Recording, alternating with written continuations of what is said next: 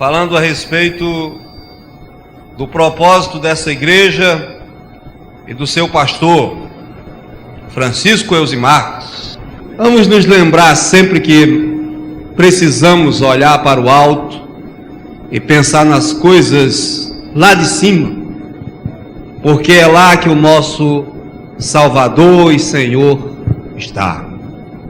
Ele está intercedendo por nós, preparando o nosso lugar ao seu lado, preparando o banquete das nossas bodas, de onde também virá nos buscar antes que comece os 7 anos de juízo que sobrevirá ao mundo na época do anticristo, onde também ao lado da sua igreja abrirá o livro dos 7 selos, que dará início à sequência de catástrofes que culminará com seu glorioso retorno para, em nossa companhia, em companhia dos seus santos, julgar as nações segundo o tratamento dado aos seus irmãos judeus.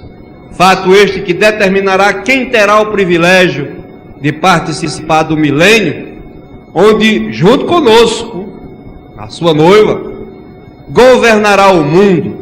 E após 1000 anos, onde Satanás, ou quando Satanás estará preso, se dará julgamento final, quando o destino dos rebeldes, tanto homens como anjos, será selado para sempre. Nós vimos que olhar para cima, olhar para o alto, buscar as coisas lá do alto, significa ter a consciência de que não pertencemos a este mundo, mas que somos, como disse o apóstolo Pedro, somos peregrinos e estrangeiros. Vocês já ouviram falar em aliens, em alienígenas? Alguém aqui acredita em alienígenas, em extraterrestres? Eu acredito. Eu acredito. Nós somos esses extraterrestres. Eles estão esperando alguns do espaço. Os extraterrestres estão aqui. Estamos além da Terra. Somos mais do que terráqueos, como dissemos ontem. Somos celestiais. Para isso estamos caminhando, para sermos conforme a imagem de Jesus Cristo, nosso líder, nosso pastor, nosso Senhor e Salvador. Falar nesse negócio de não ser do mundo, eu ouvi uma história, não sei se é verdade, mas bem que poderia ser, de uma senhora que morava perto de um cemitério. Aliás, da igreja para a casa dela, encurtava o caminho passando por dentro do cemitério. E como o crente não tem medo de alma, não é verdade? Crente não tem medo de alma. A irmã atravessava tranquila por dentro do cemitério. E um dia um cabra medroso desses bem supersticiosos, idólatra, cheio de medo, resolveu acompanhar a irmã. Estava com medo de ver alguma alma. Disse: eu vou com essa mulher. E aí no caminho, para desanuviar, para tranquilizar, ele puxou conversa. A senhora está assistindo o Big Brother? Não. E a novela das 8? Também não. A senhora está por dentro das últimas tendências da moda? Também não. E a senhora sabe qual é a marca de cerveja mais vendida? Também não. E do Faustão, a senhora assistiu esses dias? Também não. A senhora não gosta dessas coisas, não? Não. Eu gostava muito, meu filho, quando era desse mundo. Dizem que ainda hoje o cabra está correndo. Ainda hoje. Ela não estava mentindo. O crente não é desse mundo mesmo. Quando era do mundo, assistia. Irmãos, quando era do mundo, presta atenção, quando era do mundo, assistia Big Brother, novela das 8, estão entendendo? Faustão. O cabra ainda hoje está correndo. Além disso, nós devemos considerar nesse contexto de identidade que nós somos, como vimos pela manhã, eleitos, santificados e amados por Deus. Essa é a maravilha na qual vivemos. Terminamos de responder aquela pergunta com a qual nós começamos as conferências. Para onde estamos olhando? A resposta é para cima. Para cima. Não estamos mais curvados como aquela mulher que nós contamos a história de manhã, que é referida em Lucas capítulo 13. Não estamos mais curvados. O diabo não está mais nas nossas costas. Aliás, como nós vimos, o diabo nem nos... Lembra? Nem nos toca. O diabo não tem esse direito. Ele fica rodeando, diz o apóstolo Pedro, rugindo como um leão, a fim de nos distrair e querendo naturalmente nos destruir. Mas não consegue, desde que a gente esteja conscientes do nosso papel, do nosso lugar, da nossa santificação, da nossa eleição e do amor que Deus tem por nós. Agora queria fazer outra pergunta,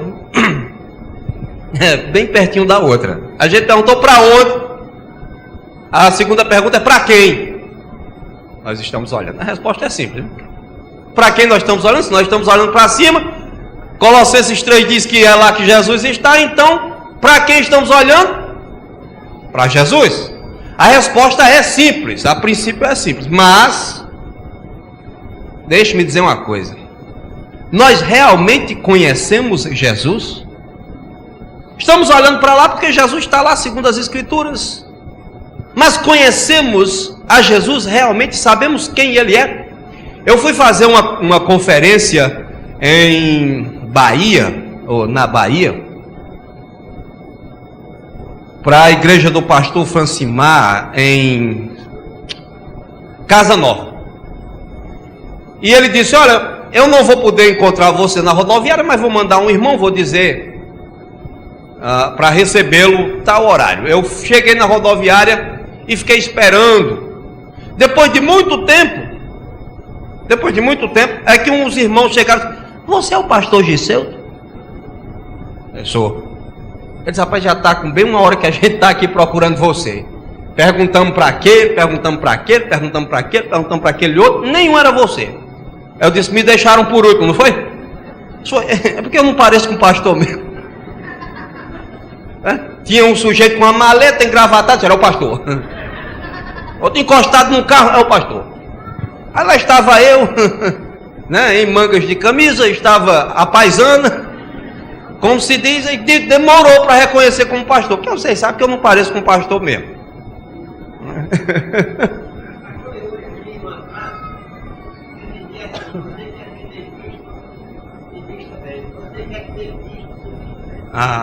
Mas eu estava bem vestido, irmão. Só não estava vestido, era como pastor. Eu não estava, era de paletó e gravata. Como eles esperavam. Demorou um pouco, mas me encontraram. Sabe, em Marcos 8, 27 a 29, vejam aí. Marcos 8, 27 a 29, nós encontramos esse texto, esse diálogo entre Jesus e os seus apóstolos. É um diálogo bem interessante.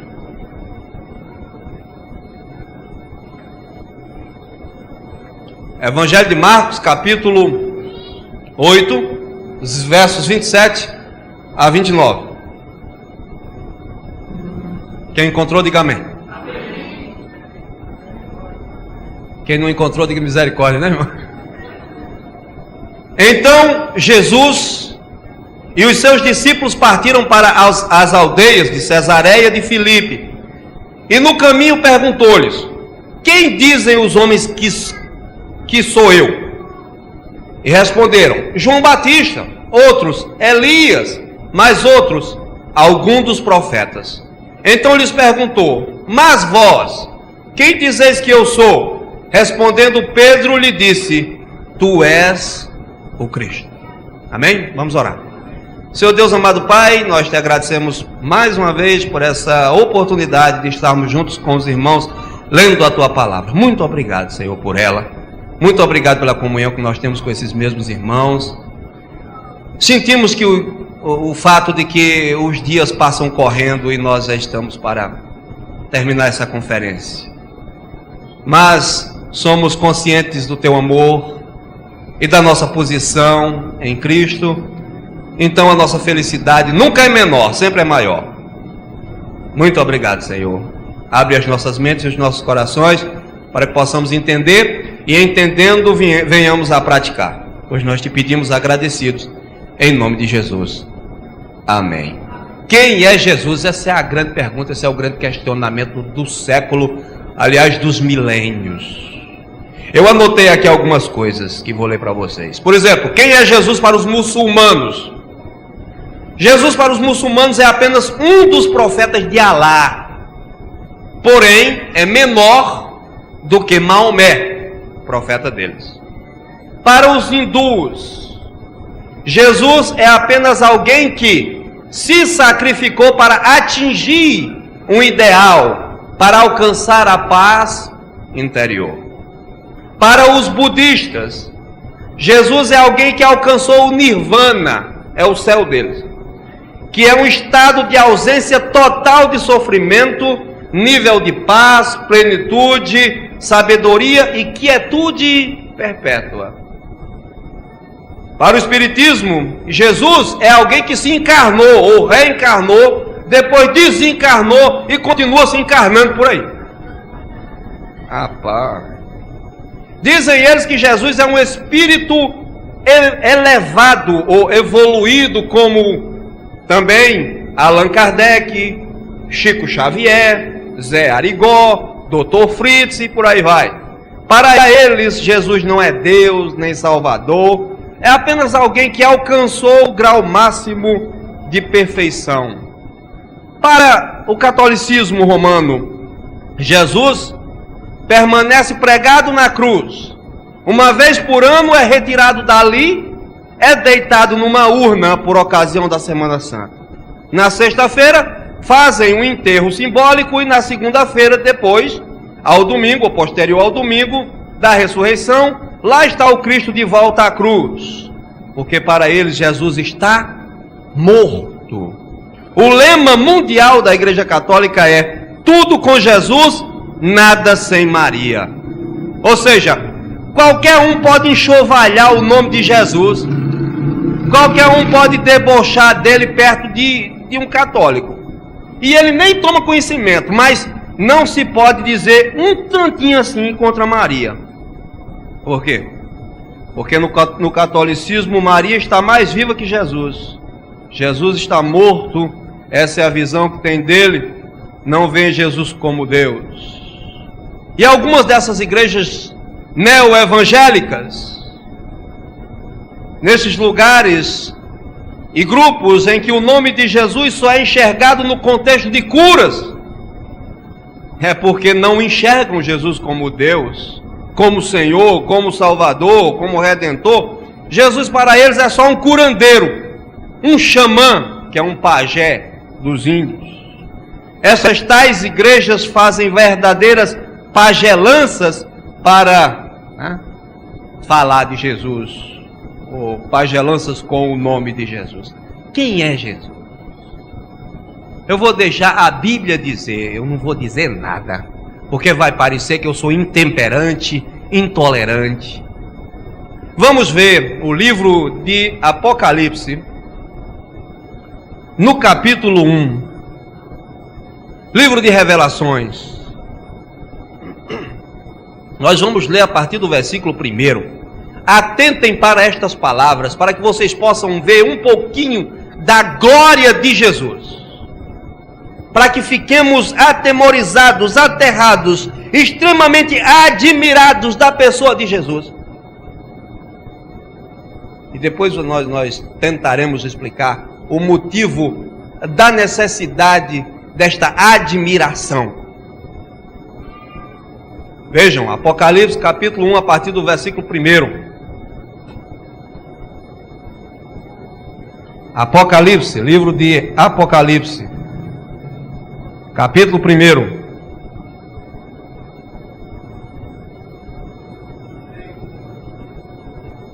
Encontraram? Olha o que diz a palavra, a partir do verso 1. Revelação de Jesus Cristo, que Deus lhe deu para mostrar aos seus servos as coisas que em breve devem acontecer e que ele, enviando por intermédio do seu anjo, notificou ao seu servo João, o qual atestou a palavra de Deus e o testemunho de Jesus Cristo quanto a tudo que viu.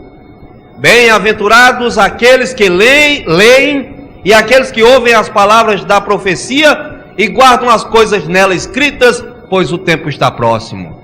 João, às 7 igrejas que se encontram na Ásia: graça e paz a vós outros, da parte daquele que é, que era e que há de vir, da parte dos 7 Espíritos que se acham diante do trono, e da parte de Jesus Cristo, a fiel testemunha, o primogênito dos mortos, o soberano dos reis da terra, àquele que nos ama e pelo seu sangue nos libertou dos nossos pecados, e nos constituiu reinos, sacerdotes para o seu Deus e Pai. A Ele a glória e o domínio pelos séculos dos séculos. Amém. Eis que vem com as nuvens, e todo olho verá, até quantos o traspassaram, e todas as tribos da terra se lamentarão sobre ele, certamente. Amém. Eu sou o Alfa, o Ômega, diz o Senhor Deus, aquele que é, que era e que há de vir, o Todo-Poderoso. Eu, João, irmão vosso e companheiro na tribulação, no reino e na perseverança, em Jesus, achei-me na ilha chamada Patmos, por causa da palavra de Deus e do testemunho de Jesus. Achei-me em espírito no dia do Senhor, e ouvi por detrás de mim grande voz, como de trombeta, dizendo: o que vês, escreve em livro e manda às 7 igrejas: Éfeso, Esmirna, Pérgamo, Tiatira, Sardes, Filadélfia e Laodiceia. Voltei-me para ver quem falava comigo, e voltado vi 7 candeeiros de ouro, e no meio dos candeeiros um semelhante a filho do homem, com vestes talares e cingido à altura do peito com uma cinta de ouro. A sua cabeça e cabelos eram brancos como a alva lã, como a neve, os olhos como chama de fogo, os pés semelhante ao bronze polido, como que refinado numa fornalha, a voz como voz de muitas águas. Tinha na mão direita 7 estrelas, e da boca saía-lhe uma afiada espada de 2 gumes. O seu rosto brilhava como o sol na sua força. Quando o vi, caí a seus pés como morto. Porém ele pôs sobre mim a mão direita, dizendo: não temas, eu sou o primeiro e o último, e aquele que vive. Estive morto, mas eis que estou vivo pelos séculos dos séculos, e tenho as chaves da morte e do inferno. Escreve, pois, as coisas que viste, e as que são, e as que hão de acontecer depois destas. Quanto ao mistério das 7 estrelas que viste na minha mão direita, e aos 7 candeeiros de ouro, as 7 estrelas são os anjos das 7 igrejas, e os 7 candeeiros são as 7 igrejas. Amém? Esse é Jesus. Quantas peças e filmes nós não já assistimos? E em quantas delas nós vimos algo semelhante? As pessoas gostam de apresentar Jesus como qualquer coisa. Não apresentam como a Bíblia apresenta, em toda a sua glória e majestade. Meus irmãos, é preciso que nós estejamos atentos à pessoa de Jesus e tenhamos plena certeza de quem Ele é, para que possamos olhar para cima, para que possamos reconhecê-lo, para que possamos permanecer olhando para Ele. É preciso admiração por Ele, porque senão a gente vai começar a admirar outras coisas, como o mundo tem admirado, como Jesus Cristo perdeu a admiração do mundo, quanta coisa foi colocada no lugar, quanta idolatria, quantos e quantos seres e entidades e outros senhores e deuses são apresentados no contexto de adoração falsa. As pessoas não admiram Jesus. Se falta admiração, em qualquer lugar, em qualquer área da vida, tudo vai para trás. Precisamos admirá-lo, defender a sua pessoa, a imagem santa, a majestade, a soberania de Cristo, porque senão a gente se perde em um culto vazio, em uma vida ministerial falsa, e estaremos rodeados como um mundo de hipocrisia, ilusão e falsidade. Olhe para Jesus, como Ele é, admire-o na beleza da sua santidade. Amém? Isto é o que nós devemos fazer. Interessante, saiu aquele filme 2012, vai parecer até que eu estou fazendo propaganda, mas meu irmão, é que o abuso é grande. O filme nojento. Sabe que eles filmaram aqui no Brasil? A Columbia Pictures, nome bonito, né? Columbia Pictures. Eles filmaram aqui no Brasil. E o filme é todo esquizofrênico. É todo feito para deixar as pessoas em pânico. Eu já vi pessoas arrepiadas. Ai meu Deus, não vou assistir aquele filme não, é horrível. Já acreditando, já senta a casa caindo em cima, o chão se abrindo aos seus pés. Eles fizeram aqui uma filmagem no Brasil daquela estátua do Rio de Janeiro, aquela de braços abertos que eles chamam de Cristo Redentor. Pois bem, eles fizeram uma filmagem lá de um terremoto passando pelo Rio de Janeiro. E não é que a estátua se quebra todinha? Ele quebra um braço para cá, um braço para lá, a cabeça vai para o outro lado. Rapaz, o pessoal da cúria, do clero, se irritar. O pessoal se irritou. Pode tirar do filme, ou então nós vamos lhe processar, porque ele não pode tratar Jesus daquele jeito. Olha, rapaz, olha a defesa deles. A briga por causa de uma estátua que nada significa, um boneco gigante feito de concreto e aço.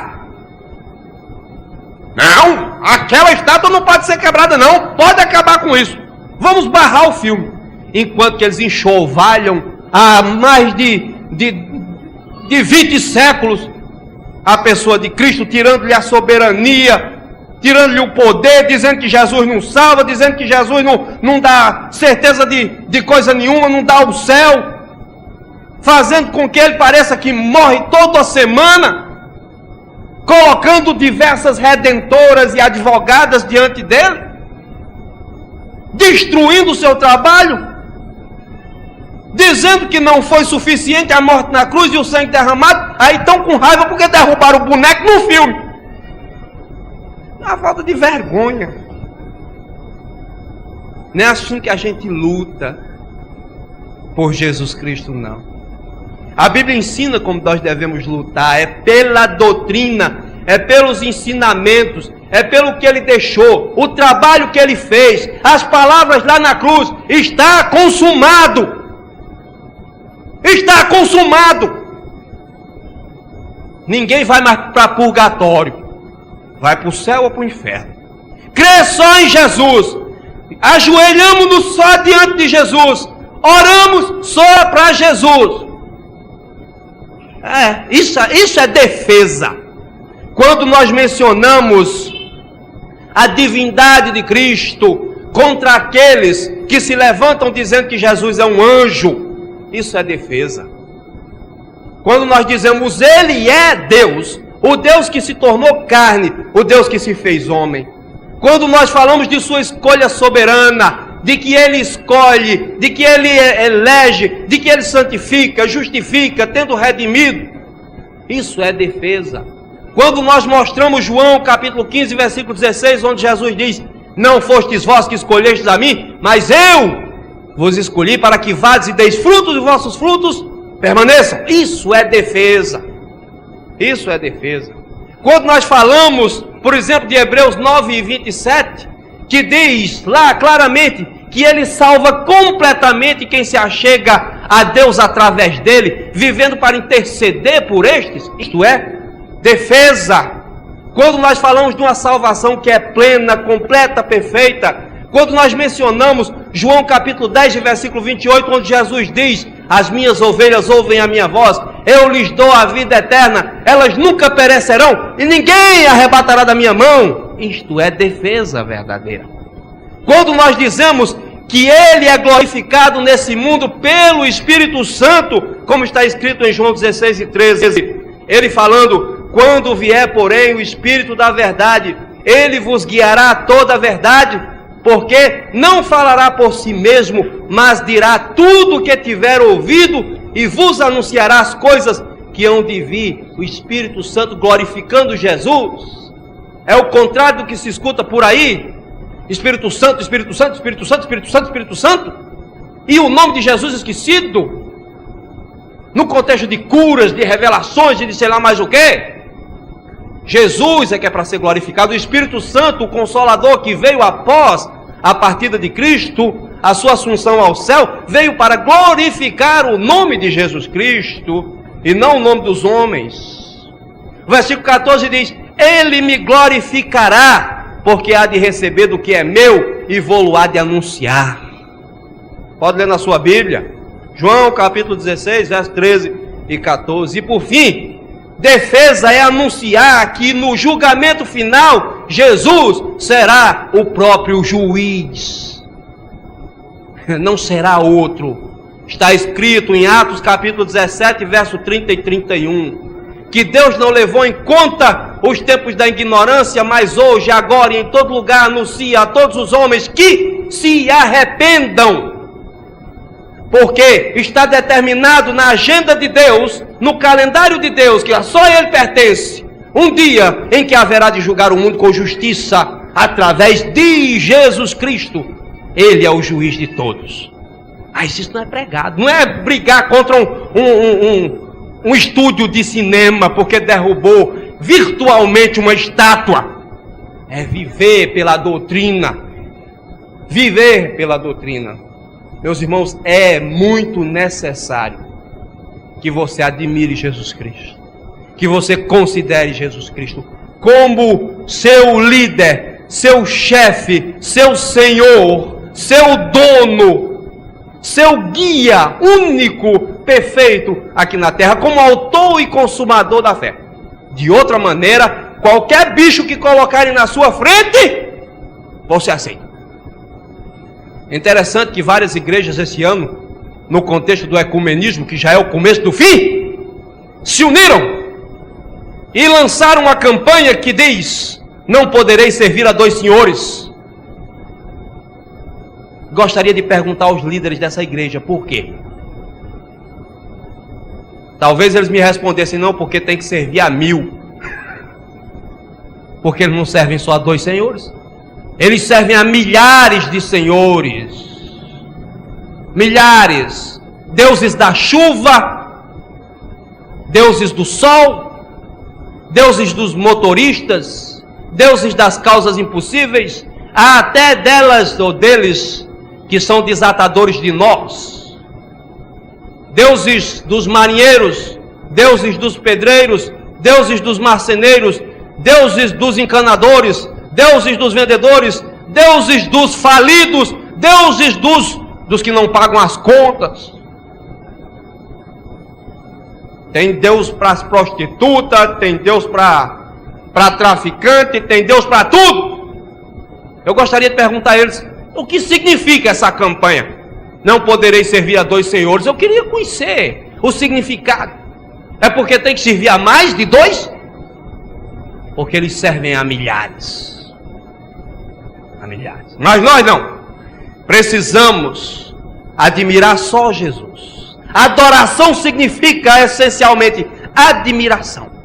Que Ele fez por você, o que Ele pode fazer por você. Mas não é lhe dar dinheiro, saúde, beleza. Olha, se você é feio, que nem eu, pobre e doente, não fique pensando que vai se converter e vai ficar diferente não, viu? Se fosse assim eu estava morto. O que Ele pode lhe dar é a salvação, é te tornar herdeiro do céu, é te arrastar do lamaçal do pecado, da idolatria, da prostituição, da escravidão, dos desejos da carne, da escuridão onde você anda, da ignorância, de não saber onde passará a eternidade, com a tua alma, que é a única coisa que tu tem. Porque roupa bonita, carro do ano, casa na praia ou na montanha, ninguém leva. Vai ficar tudo aqui. Tudo vai ficar aqui. Eu tenho dito isso. Vocês estão trabalhando com os testemunhos de Jeová. O céu deles é aqui, então vai ficar com as casas de vocês. Com os carros, com as roupas. Efésios capítulo 4. Efésios capítulo 4. Vamos ler a partir do verso 15. A partir do versículo 15. Este contexto de Efésios 4 é sobre trabalho pastoral e trabalho da igreja. Tem tudo a ver com o tema que nós estamos desenvolvendo. Esse texto da carta de Paulo aos Efésios, no capítulo 4 especificamente, fala sobre o propósito de Deus em ter escolhido homens para serem apóstolos, profetas, evangelistas, pastores e mestres. Ele claramente apresenta o motivo no versículo 11. E ele mesmo concedeu uns para apóstolos, outros para profetas, outros para evangelistas e outros para pastores e mestres, com vistas ao aperfeiçoamento dos santos para o desempenho do seu serviço, para a edificação do corpo de Cristo. Foi para isso que os pastores, os líderes espirituais, os mestres e ensinadores foram dados por Deus, para que preparem a igreja para executarem o serviço, para desempenharem as suas funções aqui neste mundo, enquanto crentes, enquanto filhos de Deus, enquanto santos. Neste mesmo contexto, entretanto, há o versículo que é o cerne. Após ele dizer que nós, pastores, devemos preparar, aperfeiçoar os irmãos, para que não sejam levados por todo o vento de doutrina, algumas nós já citamos aqui, no que diz respeito a Jesus. Ele diz no versículo 15, mas, preste atenção, mas, seguindo a verdade, em amor, cresçamos em tudo naquele que é o cabeça, Cristo. Grande responsabilidade da igreja, crescer. Viu, pastor? A igreja deve crescer. Não é porque a gente é batista regular que pensa que a igreja não pode crescer. Não, a igreja com mais de 100 pessoas pode se pentecostalizar. Não! Tem que crescer. Igrejas grandes, há igrejas grandes, batistas regulares, sim. Com a doutrina firme, com a doutrina forte, com a doutrina pura, fundamentalista, conservadora. Tem sim. A igreja do pastor Rinaldo em Mossoró tem muito mais de 2.000 membros. Há 10 pastores lá. Da última vez que eu soube, tinha 10 pastores. Porque a igreja tem gente demais. Crescer é o necessário. Como tudo na vida cresce, tudo que é saudável cresce, a igreja deve crescer também. Agora, crescer como? Crescer como? Seguindo a verdade, que é Jesus Cristo, olhando para Jesus, sem mudá-lo, sem maquiá-lo, sem denegri-lo, sem empalidecer o seu poder, sem inventar, seguindo a verdade em amor, cresçamos em tudo, não somente em número, mas em conhecimento, mas em amor, em carinho uns para com os outros, em fidelidade, em coragem, em ousadia de anunciar o Evangelho. Cresçamos em tudo, naquele que é o cabeça, ou a cabeça, Cristo, o chefe, o único.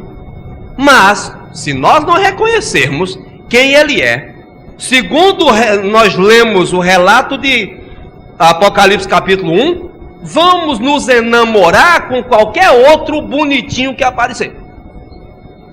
Veja a importância, consideração total e irrestrita à pessoa de Jesus. Admiração por Ele. Admiração que não muda. Interessante. Os irmãos sabem que uma das cartas mencionadas no capítulo 1 de Apocalipse era uma carta a Éfeso. Vocês notaram? Lembram? Uma das cartas, 7 cartas, uma delas era para Éfeso. Esta carta de Paulo escrita para Éfeso.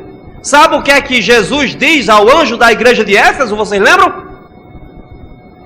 Ele diz que eles tinham várias características, vários caracteres elogiáveis, mas tinha um que não era digno de elogio. Quem lembra? Pastor não vale. Pastor não vale. O que era que estava faltando na igreja de Éfeso no tempo da escritura da carta?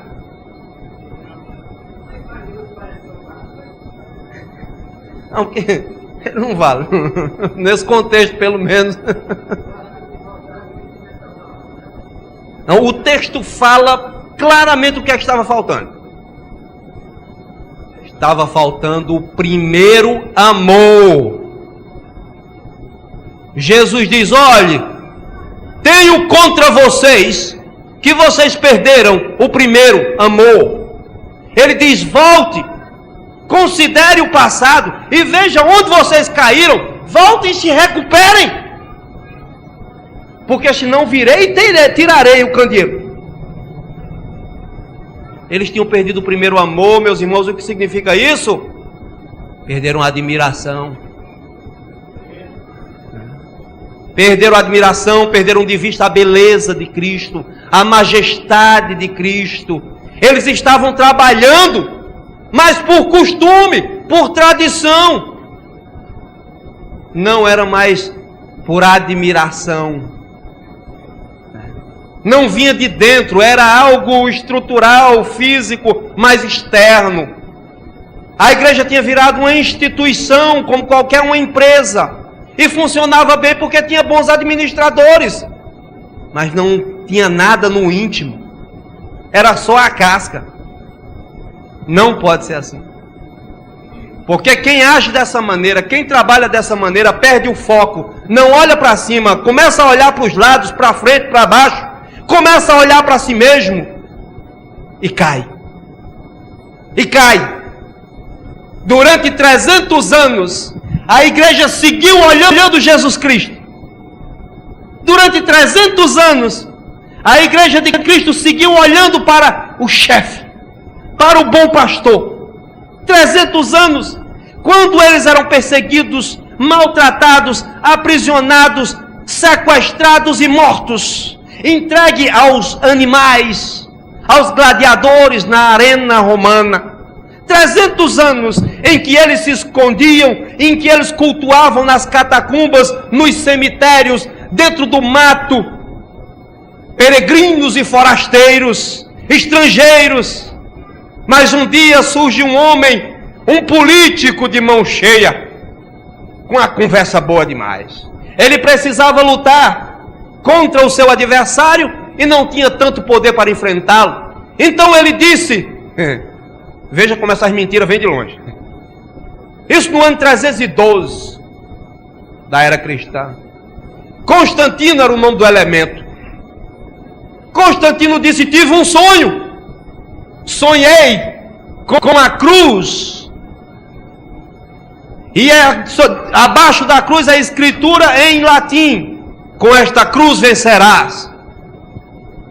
E aí o povo que acreditava em sonho se acercaram dele, se colocaram à disposição, fizeram aliança com ele, muitos dentre eles cristãos e ingênuos, com a ideia de possuir o mundo, se uniram a Constantino, e esse foi o primeiro e mais terrível erro da igreja cristã, porque abriu as suas portas para todo tipo de gente, ideia e opiniões. E Constantino venceu com a ajuda dos cristãos, que eram muitos, e oficializou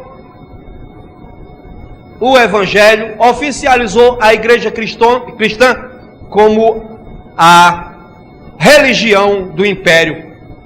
E agora todo mundo quis ser crente. Todo mundo quis ser cristão, afinal de contas o imperador era cristão também. E agora não precisava mais de conversão para entrar na igreja. Não precisava mais de arrependimento de pecado. Não precisava mais de conversão, bastava chegar lá e dizer: eu sou crente. Entra, meu filho. Entrando com toda a bagagem demoníaca que trazia, espalhando lá por dentro como vírus. E cá estamos, nesta bagunça, neste caos, nesta confusão religiosa, onde Jesus, debaixo de um emaranhado de tradições, superstições e falsas doutrinas, não é mais nem visto, onde está escondido, onde tudo virou tradição vazia, inócua, sem gosto, sem sal. E Jesus se perdeu no meio de tantos enfeites. E cá estamos tendo que falar de Jesus e provar que Ele é Deus.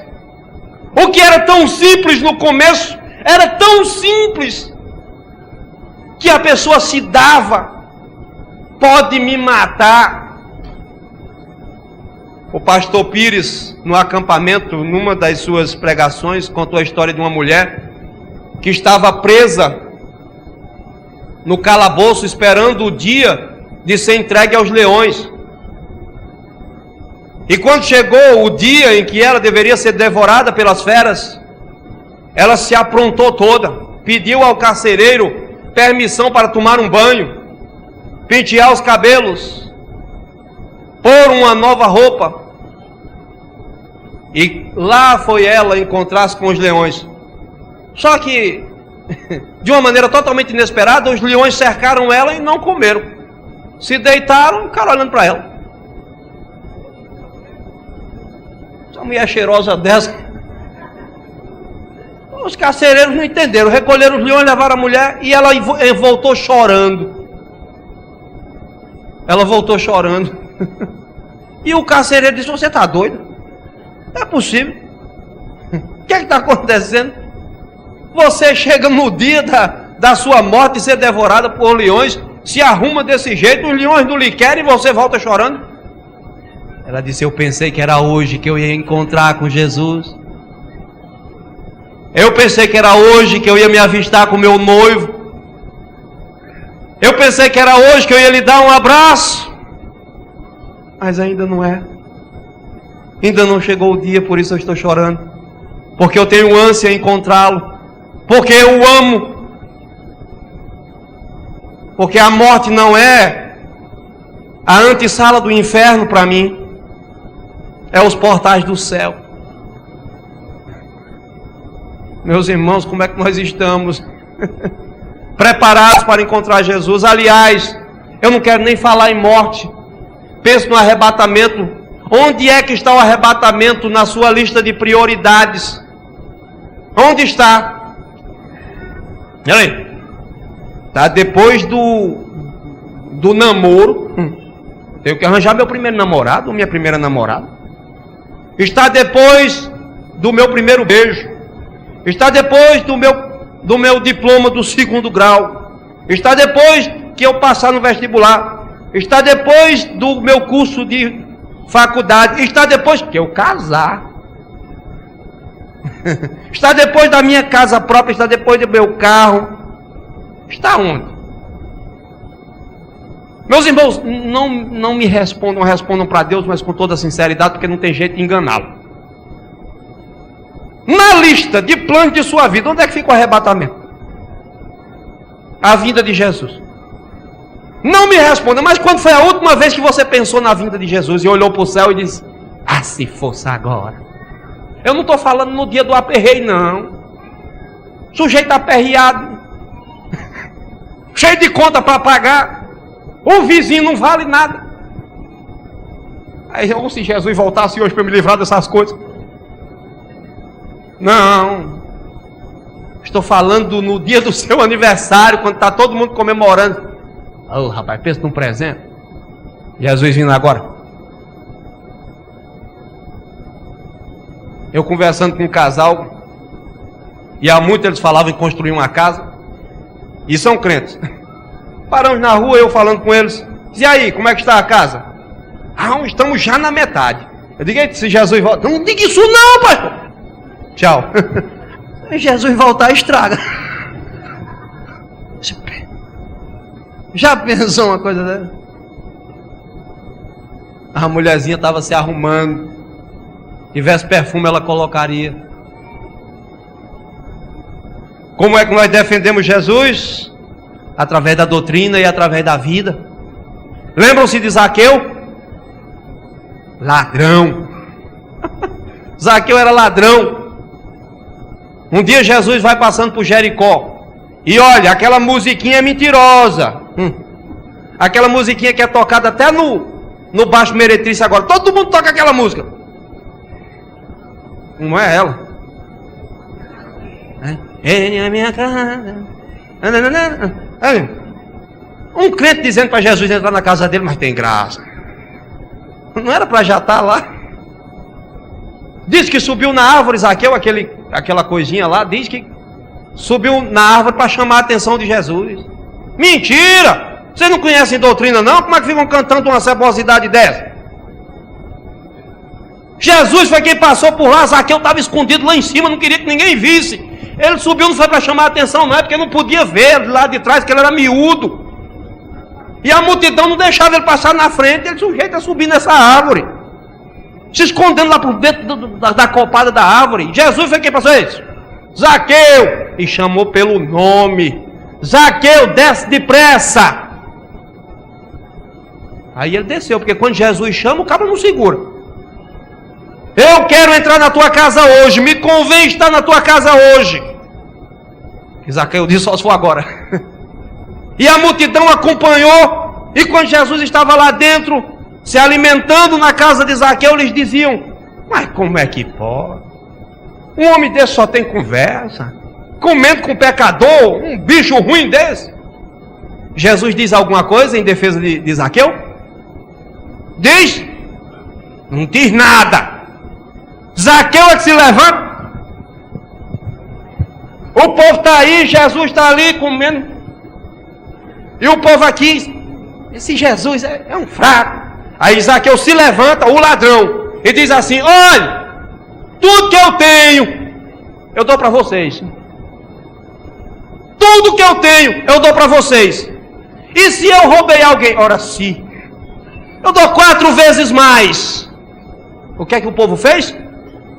Botou a viola no saco, calou a boca, porque Zaqueu mostrou quem era Jesus.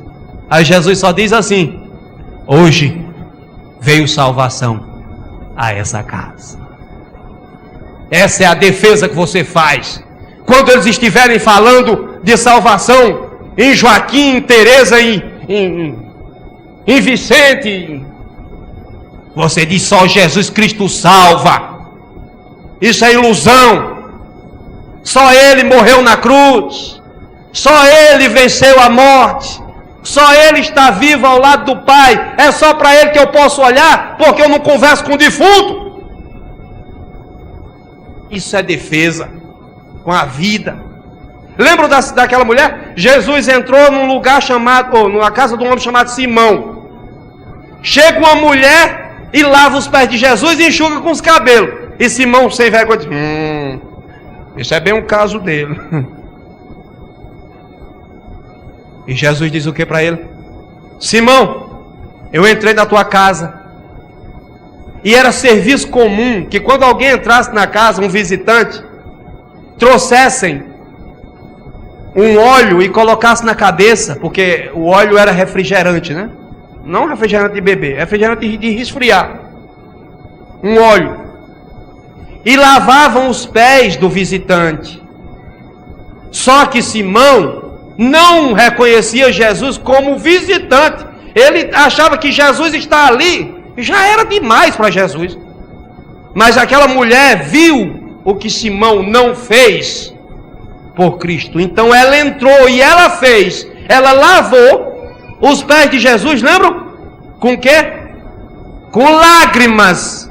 E enxugou com o quê? Com os cabelos. E Jesus disse para Simão, Simão, eu entrei aqui e você não lavou meus pés.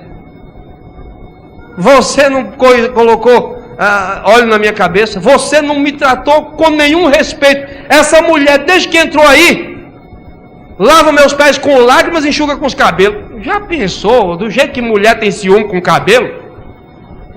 Né? Hoje em dia, com essas chapinhas que tem para esticar o cabelo, as mulheres saem assim, ó. Será que vai chover? Porque se chover, volta. Já pensou? Uma de vocês que passou o dia fazendo aí um tratamento de choque no cabelo? Um tratamento de choque, um esticamento progressivo. Engomando o cabelo. Aí vai lavar os pés de Jesus com lágrimas e enxugar com os cabelos.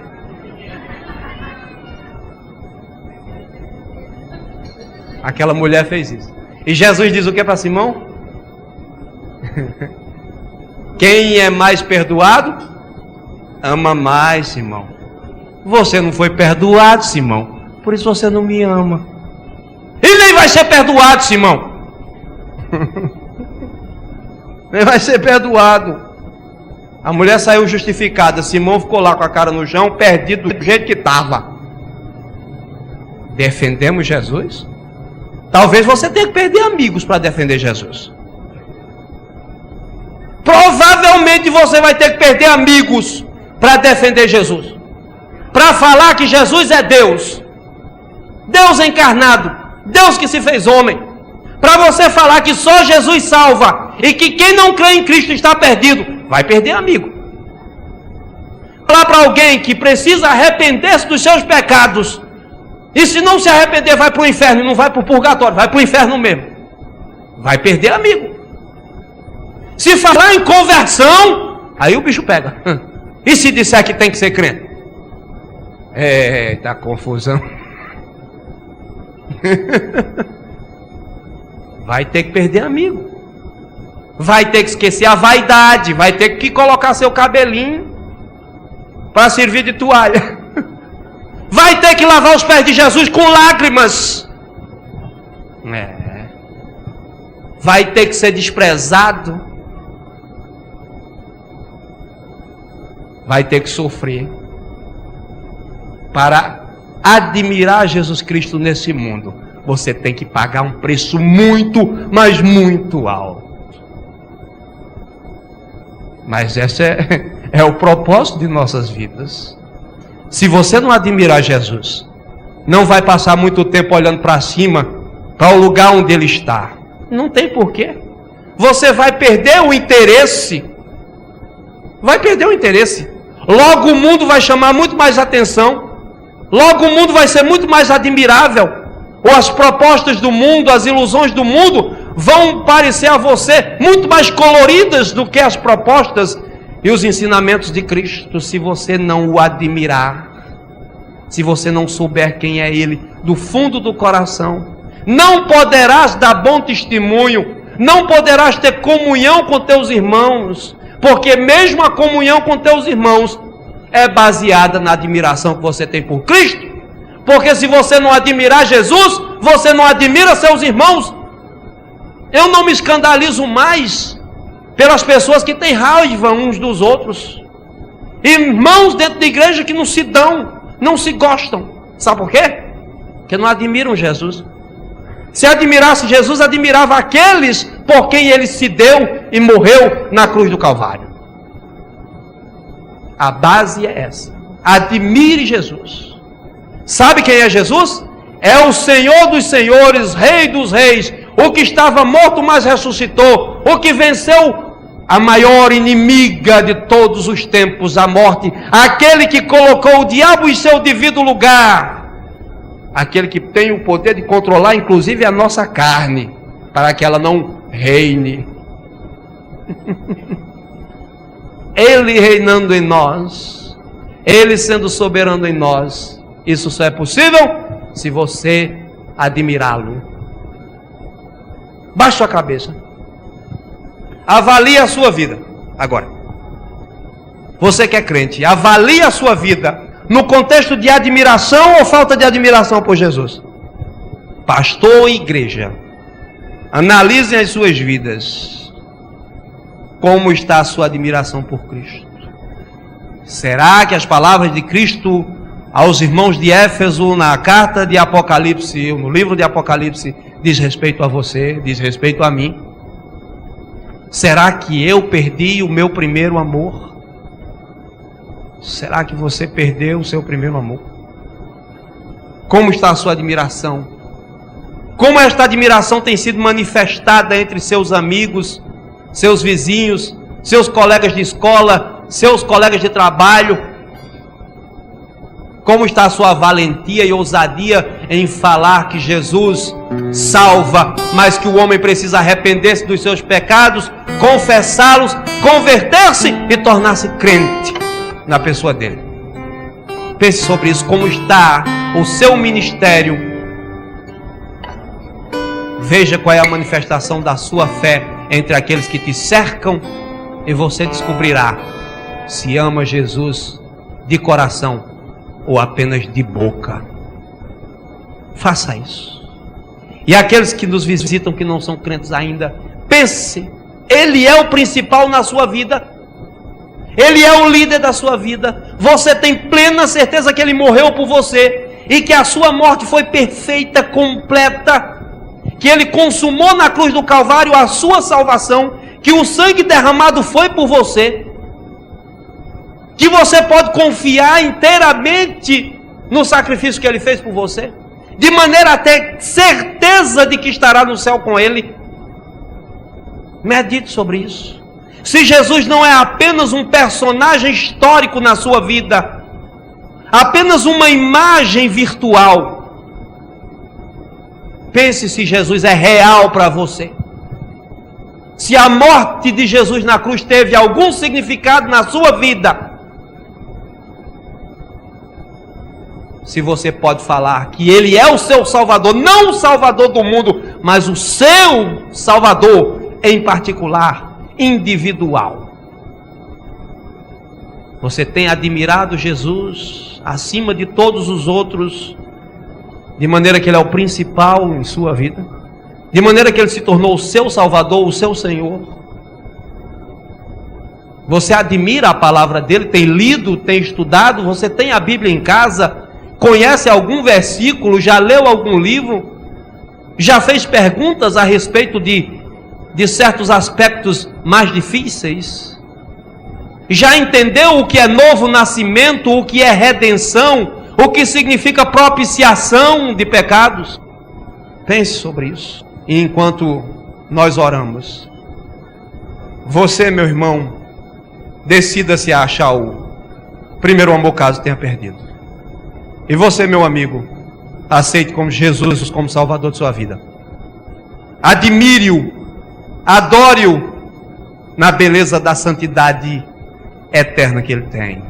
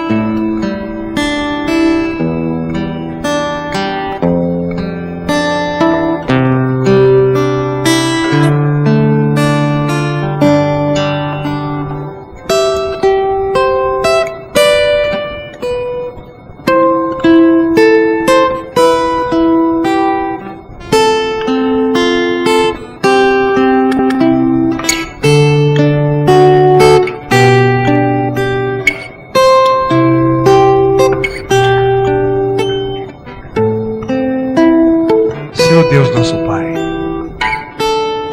estamos na Tua presença, te pedindo ajuda, o Teu auxílio, o auxílio do Teu Espírito Santo, fazendo voltar atrás e considerar o nosso passado, a nossa vida, para que caso tenhamos perdido o primeiro amor, possamos voltar a Ele, retomá-lo com toda a força e desenvolver cada vez mais uma admiração pelo Teu Filho. Ajuda, Senhor, a moldar os corações, a quebrar, a amolecer, a tornar os corações de pedra em coração de carne. Convence, Senhor, com Teu Espírito, o mundo do pecado, da justiça e do juízo. Toca as mentes e os corações daqueles que nos visitam, para que entendam que tradição nada significa, que superstição nada significa, que costumes nada são, se no coração, no íntimo, não há o cerne da paixão, do amor verdadeiro, do primeiro amor, da admiração, não da mera simpatia, mas da admiração fiel, fervorosa da pessoa do teu filho. Dá a ele, Senhor, o entendimento que só tu podes dar, a revelação que só tu podes dar, só tu podes proporcionar. Dá-lhes a abertura de olhos, um novo viver, um novo nascimento. Dá-lhes, Senhor, a redenção, a justificação. Santifica-o, Senhor, por causa da tua palavra, pela tua palavra nesse momento. Que o teu Espírito Santo, meu Senhor, quebre estas vidas, estes vasos, para que só se tornem vasos novos e úteis, vasos de honra na tua casa. Abençoa, para que o Evangelho possa fazer parte, não virtualmente, mas de verdade, real, na vida deles. Para que não tenham apenas uma ideia abstrata de quem tu és, mas que a tua presença seja concreta, perfeitamente concreta em suas vidas. Dá-lhe o entendimento do teu amor. Dá-lhe, Senhor, o desejo de receber o teu Filho como Salvador e Senhor de suas vidas, para que abandonem a idolatria, a superstição, as feitiçarias, os desejos mundanos e se unam à tua igreja local, ao teu corpo aqui na terra, cuja cabeça é o teu Filho, para que possam experimentar com todo vigor, com toda veracidade, a transformação que se opera naquele que crê.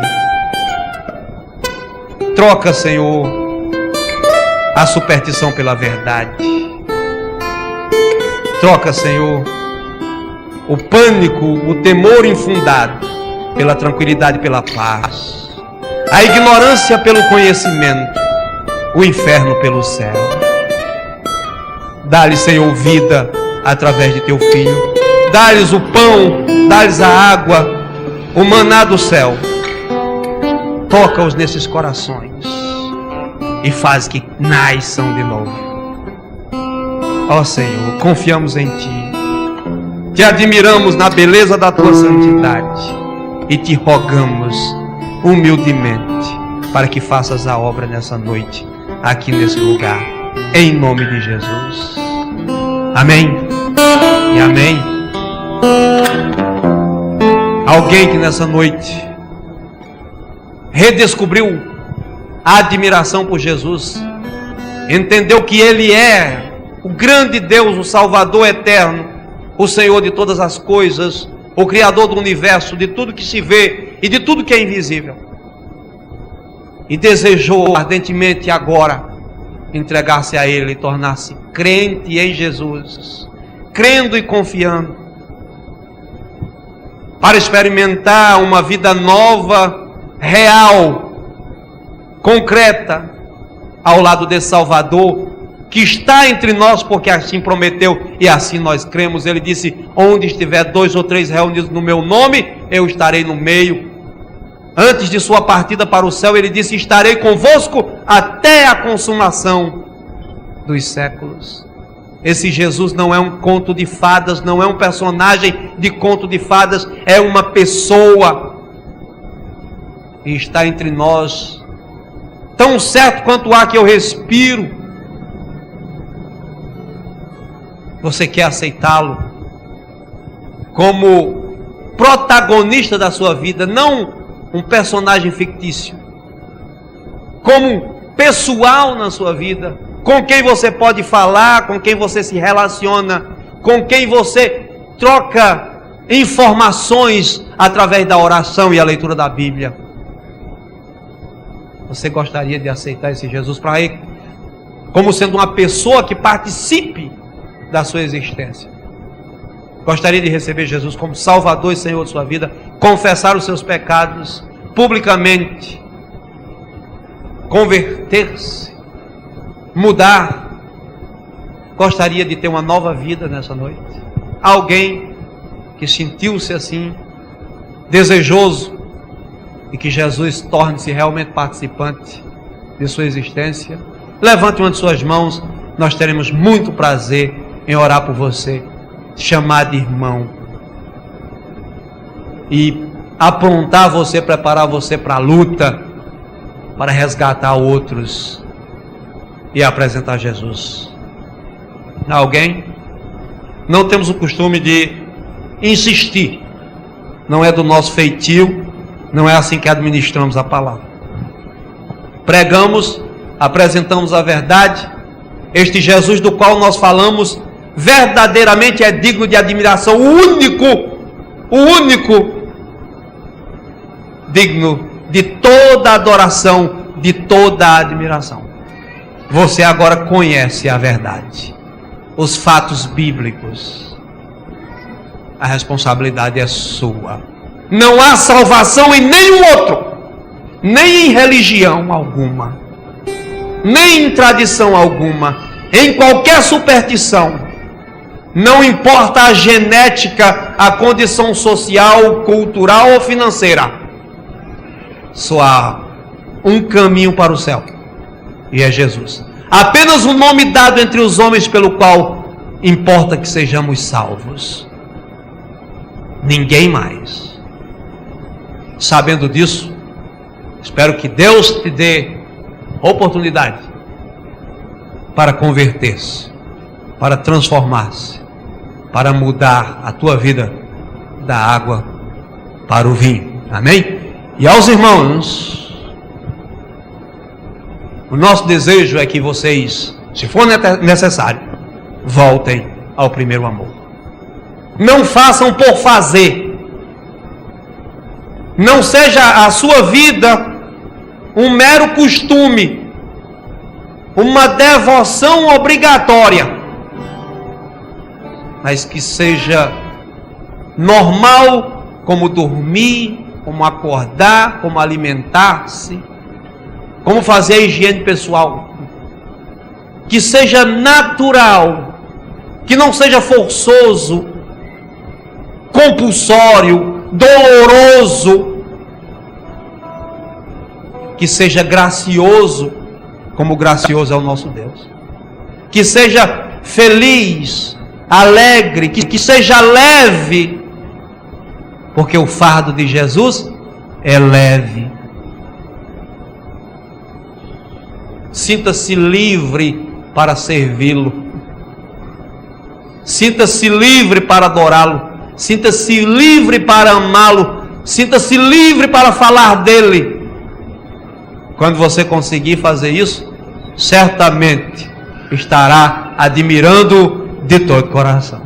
E esse é o nosso desejo, glorificar o nome de Deus só nesse contexto de admiração. Se não admirar, não vai olhar para cima. Se não admirar, não vai permanecer olhando para cima. Se não admirar de verdade, vai esquecê-lo, vai deixá-lo no cantinho da sua vida, escondido, guardado numa prateleira, e vai lembrar-se só de vez em quando chegar a necessidade. Não será como o ar que você respira, será como uma roupa nova que você só usa em ocasiões especiais. Volte-se para este amor, admirem-no, e vocês vão ver como é fácil servi-lo, trabalhar para ele, dar bom testemunho e defendê-lo. Amém? Vocês têm o pastor, e mais do que isso, tem o Espírito Santo. Então vocês não precisam de mais nada.